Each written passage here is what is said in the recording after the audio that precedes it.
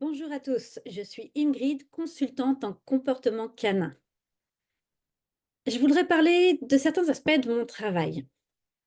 Je fais en sorte désormais, c'est de ne surtout pas évoquer des mots comme dopamine, ocytocine, adrénaline. Ça peut être très tentant. Et plus j'en apprends sur les neurotransmetteurs ou les hormones, et plus je tiens à rester humble face à mon absence de connaissances les concernant. Il y a un monde énorme entre avoir des connaissances et être spécialisé en neurobiologie. Je ne suis pas neuroscientifique. Je suis consultante en comportement canin. Même si je peux envisager quel fonctionnement il y a derrière certains comportements, j'ai aussi bien conscience des limitations à mes connaissances, des limitations au contexte, à la situation pour pouvoir être sûre de ce que j'avancerai.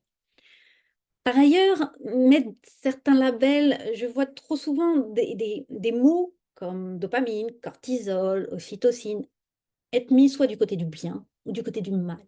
Ouh, attention, l'ocytocine, elle est super. Ouh, attention, la cortisol, elle est affreuse. Sauf que c'est pas aussi simple que ça.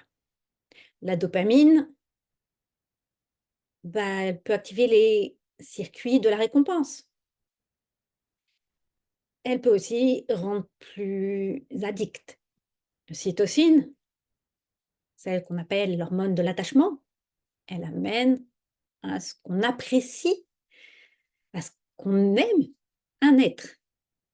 Oui, c'est aussi ce qui peut nous rendre plus agressifs envers ceux qui pourraient être désagréables envers cet être. Une sorte de Dr. Jekyll et Mr. Hyde. Donc, c'est pas aussi simple et c'est pour ça que je tiens, en tant que consultante en comportement canin, à exclure de mes explications, à exclure ce qui ne relève pas de mon domaine de compétences directes.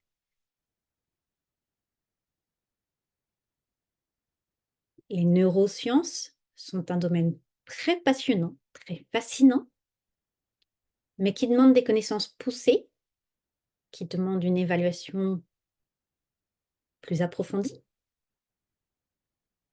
Et je tiens à rester humble vis-à-vis de ces sciences.